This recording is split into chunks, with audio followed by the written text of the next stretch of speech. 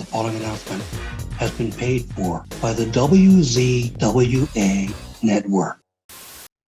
Ladies and gentlemen, this is a WZWA Network podcasting out of his home in Swanview, presenting the reigning head of the WZWA.Sports division, Hunter Huge Hogsley. It always feels silly doing the Bruce Buffer. I feel like I'm getting better out of it, but I feel silly. Someone asked me to do it, so I'm bringing it back. Welcome to the WZWA Network. Today we are reviewing UFC 288, Sterling versus Cejudo. Sorry, bit of housekeeping. Sorry I didn't get to the Adesanya pay-per-view. I've been really busy with uni and other life stuff, but I did make time for this one today, so I hope you all enjoy the review. As always, we'll just crack through it chronologically. So we'll start with, I skipped the preliminary fights. They do my head in sometimes. It looked like there was some good fights in there, but geez, I mean, I've got to dedicate like 8 hours of my day to it if I want to watch all the fights. And shit, man, that's a lot of time. But look, I'm waffling on. Let's get into it. You know what? Kind of an average card. I'll get that out of the way. Wasn't overly excited. There was no real get out of your chair moments, except for maybe one, maybe two. I do think there were some pretty good performances, but this first fight definitely wasn't one of them. This is Kron Gracie versus Jourdain. And I didn't know much about the card going into it. I was just like, yeah, let's put this on. And I was like, Gracie, as in the Gracie family? How many of these bastards are there? Well, here's another one, Kron Gracie. And I was like, well, okay. They're pretty good at BJJ, okay? They're some of the best in the world, right? This guy, maybe he's riding the namesake. Maybe he's got some actual skills. I know Muhammad Ali's grandson boxes at the moment, Nico Ali Walsh. And, he ain't the best boxer. So, genetics saying everything, but shit. It turns out he is like one of the, top BJJ guys. So I was like, oh, yeah. Sounds good. Show us what you got. Turns out he's only got exactly one skill, and that is Brazilian Jiu-Jitsu. And let me tell you something. That doesn't fly today in the MMA, okay? This is mixed martial arts, not just a martial art. Because that's all he could do. He had no wrestling, no stand-up game. He was just purely trying to get Jourdain to the floor and get him to where he felt comfortable. The problem with that is, Jourdain was like, I know what's happening, and I'm going to have none of it. I'm not taking a fucking bar of that. So, Kron Gracie just walked in, zero head movement, zero defense, and just got clipped 20 times before he decided to hang off him like a koala bear. It did actually get Jourdain to the ground, but Jourdain wasn't going to engage. He was like, nah, son, I know what you're doing. I'm having none of it. So all he did was cover up and then escape. And he did. You know what? He got out of those, got off the ground a couple of times. And what did Gracie do? He just walked forward again. And no, scratch that. He didn't even walk forward. He was sliding his bum across the ground like it was Antonio Inoki versus Muhammad Ali. This was and as the commentator said, this was old school versus new school, because this was a callback to what MMA used to be. One style versus one style instead of a mix of the styles together, which is what you need today. It looked silly. It really did. He offered absolutely nothing to this fight. Clearly just came in and collected a paycheck, easy work, an easy night for Gracie, and a pretty easy night for Jourdain as well. Very disappointed with how this fight went. Like I said, one-trick pony. I'm sure that one trick, that's a pretty good trick. But if you're not able to get to your comfort zone, then you can't do anything. This is why it is absolutely critical that in MMA today, you need to have really good wrestling skills. BJJ doesn't mean shit unless they're on the ground with you. And you need to have a good striking game, okay? Because if you don't, and you're just lunging in, you're just going to get clipped and clipped and clipped again. So even then, once you're on the ground, if you've taken 10 shots to the head, you're probably not going to be thinking all that straight. You're probably going to have a concussion, okay? So Was pretty disappointed with this fight. I mean, not much else to say about it. It was the first fight on the card. Jourdain easily wins a unanimous decision over Gracie. So we'll move into the next fight. And this is one I'm pretty goddamn excited to talk about. This is one of the more exciting moments of tonight. Evloev versus Lopez. Now, Lopez, apparently this was his debut fight in the UFC, not in MMA. He's a Brazilian Jiu-Jitsu guy himself. But, oh my God, this kid, whoo, he was exciting. He was the most entertaining part of this entire card. He was really showing something. Evloev's considered a bit of a boogeyman. No one really wants to fight him. Ranked top 10.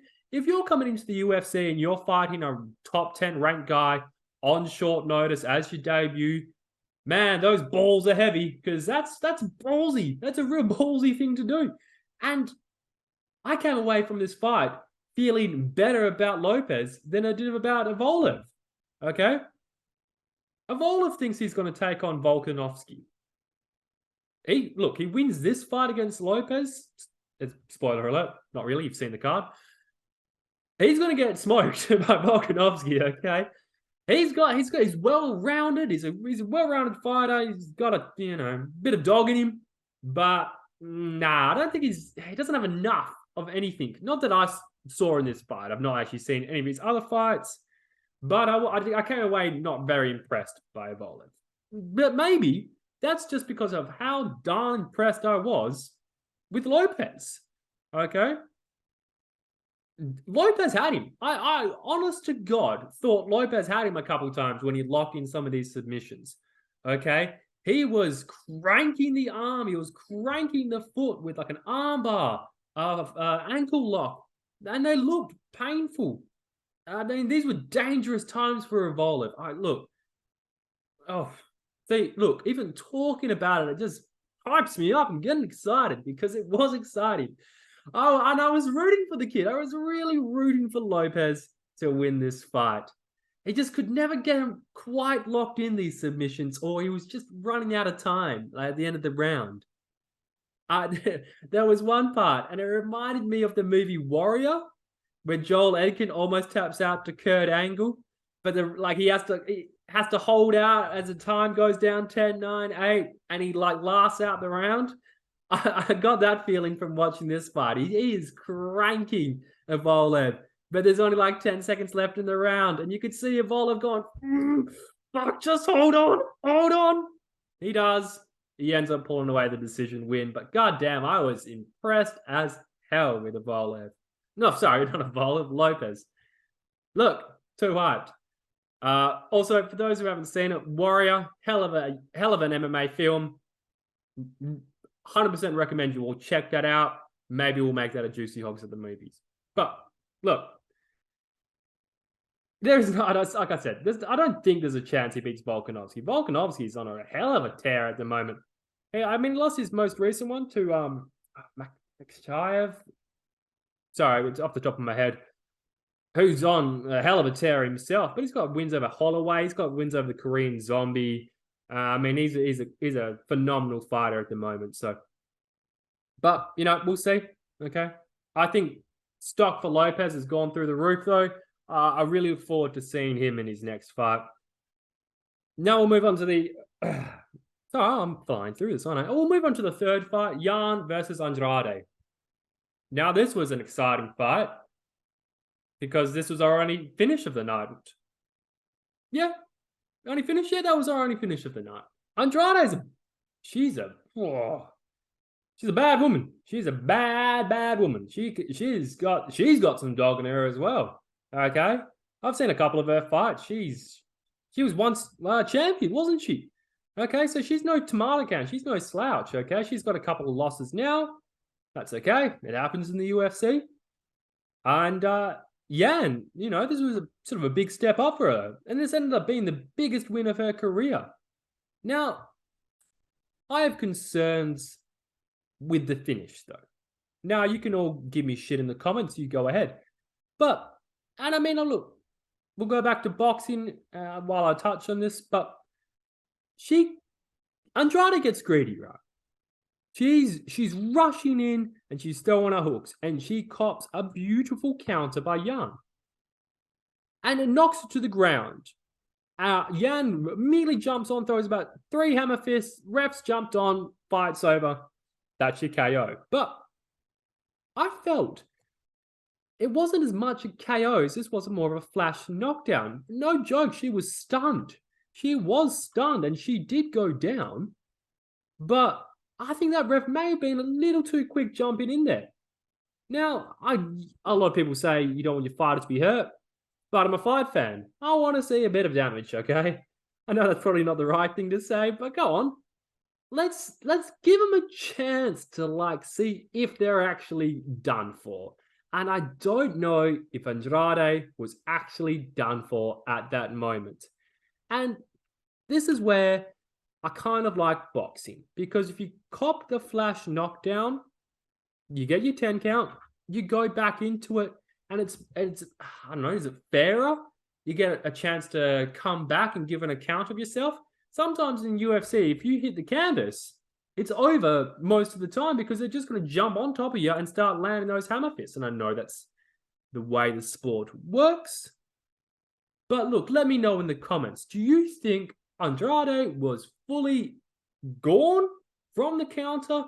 Or did you feel like it was more of a flash knockdown and maybe the ref should have waited a little bit before jumping in and stopping the fight? I mean, I'm sure Yan's not complaining. Yeah, Yan, because that's the biggest win of her career. This is propped up to a point in the UFC where she's a title contender. This is going to be making her what, top four in the division. Okay, so exciting times for her. It was look. I'm always happy to see any finish in any sport. Well, every other sport finishes, but you know what I mean. A finish in a combat sport. Okay, it's the most entertaining part of the sport. So I'm always glad to see it. And like I said, that was a hell of a counter. Andrade was rushing in, and she just popped her right on the button and floored her. So, it's exciting. Okay, so right there, we've had our meat and potatoes. That was a good part of our meal. Let's move on to some more Brussels sprouts, because that's what we've got, unfortunately. We had Muhammad versus Burns. Okay. Now, this on paper looked to be what was meant to be a pretty exciting fight.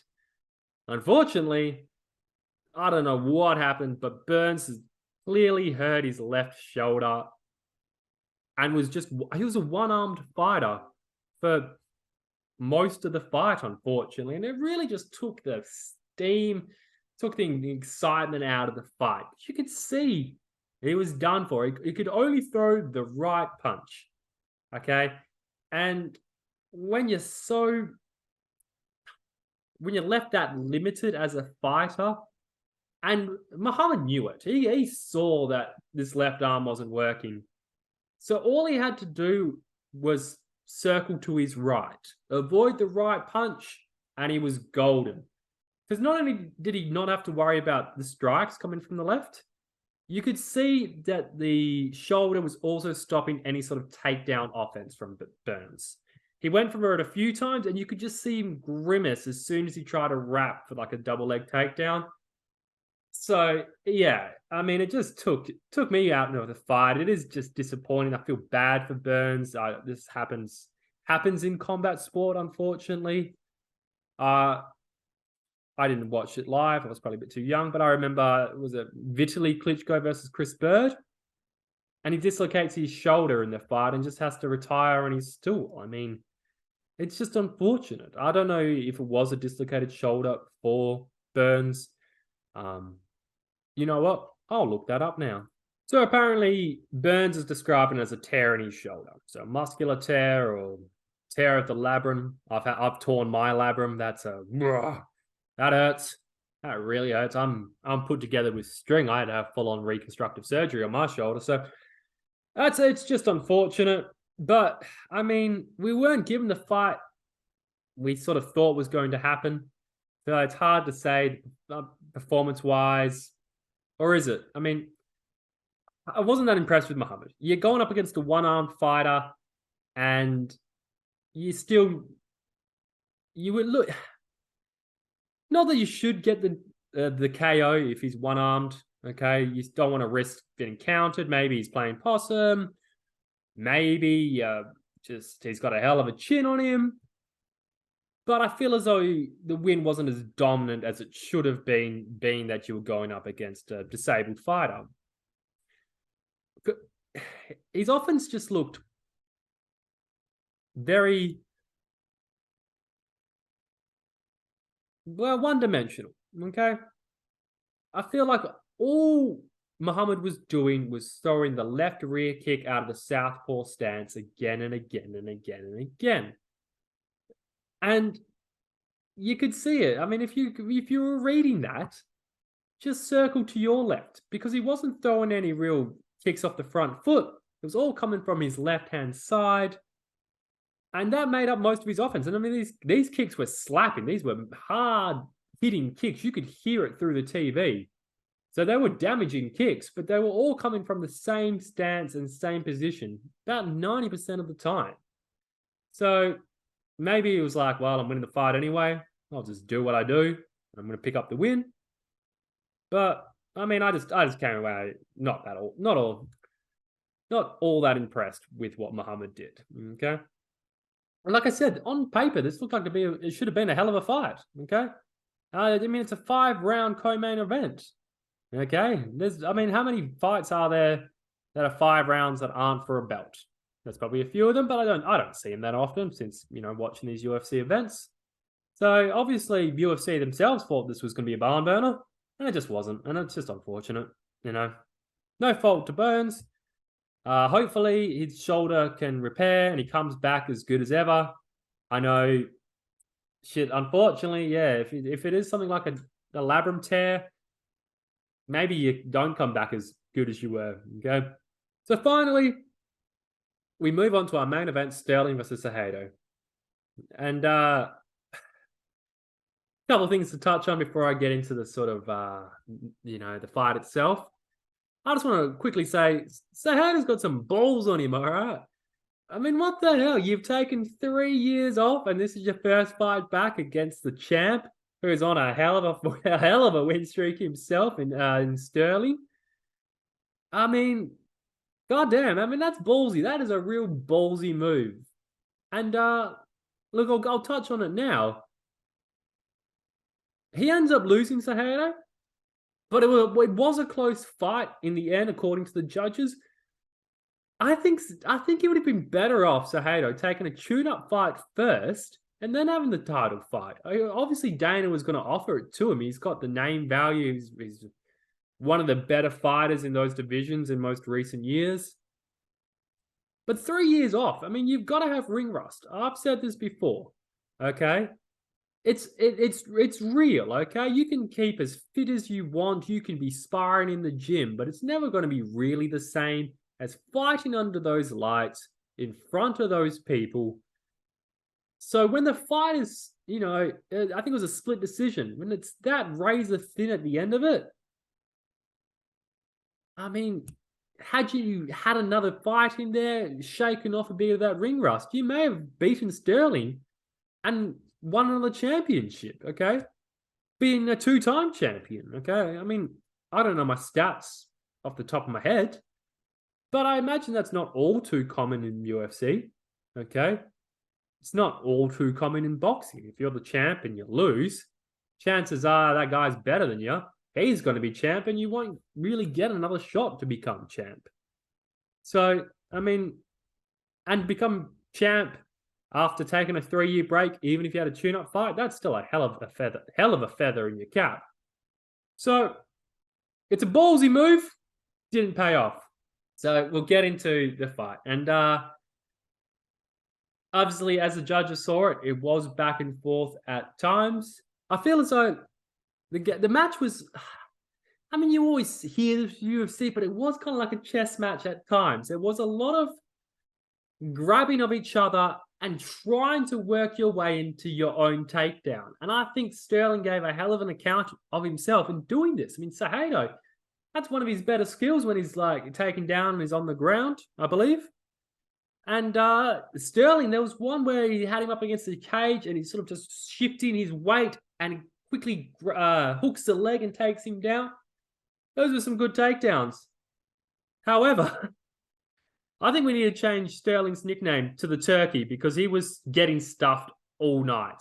He had a couple good takedowns, but about 80% of them, he got stuffed and stuffed and stuffed again, like that turkey on Thanksgiving. And he was just dropping to his knees every single time. I've heard some complaints. I've looked a bit online about the fight, fans' reactions. They believe it to be a bit of a dirty move. Because you can't kick or knee anyone when they're on the ground. And they think, well, he's trying to avoid the knee strike to the head by dropping to his knees himself. An analogy, if you ever watch AFL, would be to try and duck and have the tackle come high, which is above the shoulder. A bit of a dirty move. I don't think so. You're getting stuffed on a takedown. I mean, what are you meant to do? Okay. Just take the knee strike. Okay. You've got pressure on the back of your neck. You probably want to go down on the ground. Okay. And I've said this in other reviews. You do what you've got to do to win. Okay. So if you've got to drop down to your knees to make sure you don't get kicked in the face, drop down to your knees. I've got no problem with it.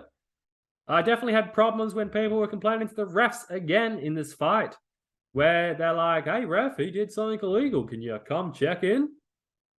Bullshit. All right. Just fucking fight. I need to bleep myself. All right. I should have more to say on this fight. It was the main event. I just felt like it wasn't giving it to me, you know? Like I said, these fights just weren't as entertaining. I was entertained by the fact that Sterling got his takedowns in when he did get them in, because I thought that was great. I thought there was a really funny moment where Cejudo's trying to block a takedown attempt and just goes straight into like a split. And you could just see Sterling go, yeah, all right. Just push all his weight down onto him. I thought he was going to tear his groin. That looked painful. Okay, I know these guys are pretty flexible, but I mean, how many grown men can still do a split? Okay, ouch. All right, ooh, I was really thinking I could feel that in my own loins there. So yeah, that was painful. So look, Sterling, you're on a hell of a win streak, but should he have done more against Cejudo after the layoff he's had? I feel as though the right man won at the end of the day. I did give this fight to Sterling. When they had the one card go to Cejudo and one card go to Sterling, I was like, oh, geez, here we go again. They're probably going to give it to Cejudo. They gave it to the right man. I think his height and advantage especially played a big part into this fight against Cejudo, who's quite a short man, especially in that weight class. I think it was, a 3-inch height advantage. I mean, that's quite a lot when you're sort of around that height range. I mean, 6'11" to 7'2", you probably not that much shorter than him, but when you're around there. So I think that played a big part into this fight. And yeah, I'm really sorry. I don't really have much more to say other than the fact that I think this fight probably could have gone Cejudo's way had he sort of taken a tune-up fight first. And yeah, Sterling, win streak, mate. You're on a tear at the moment. So we'll move on to the post-fight antics, because you see this more and more in the combat sports these days. You win your fight, and it feels like these fights are just a platform for the next fight. You've always got the potential opponent sitting in the crowd, and in this case, what's his name? So yeah, is inviting Sean O'Malley into the ring, and oh god, it's just what's the word? Oh, it's almost cringy, It's embarrassing. Okay. They're just mouthing off to each other. Your shit. No, your shit. No, you are. Feels like that. It feels like two kids in the playground arguing, okay? I did kind of like how Sterling, my apologies, was like, if you're so tough, why aren't you fighting me now? And Sean O'Malley's like, and just didn't say anything. So, man, I know it just feels like you're always chasing the next high. We're always building up the next fight. And we're not just taking the time to appreciate the fight that's just happened. Okay. So, he still got a good win over a good fighter in Cejudo. I feel as though that's all I've got to touch on today. I hope you've enjoyed the review. I'm sorry if it's not that informative this time around. It just wasn't grabbing me. I wasn't able to do my notes at the time. And look, I'm making excuses. So, give me shit in the comments. Like, comment, subscribe, all that good shit. And we will see you down the road. WZWA Network, that's the way we play. Good God Almighty. WZWA Network, that's the way we play. Get puppies. WZWA Network, that's the way we play. Get. All announcement has been paid for by the WZWA Network.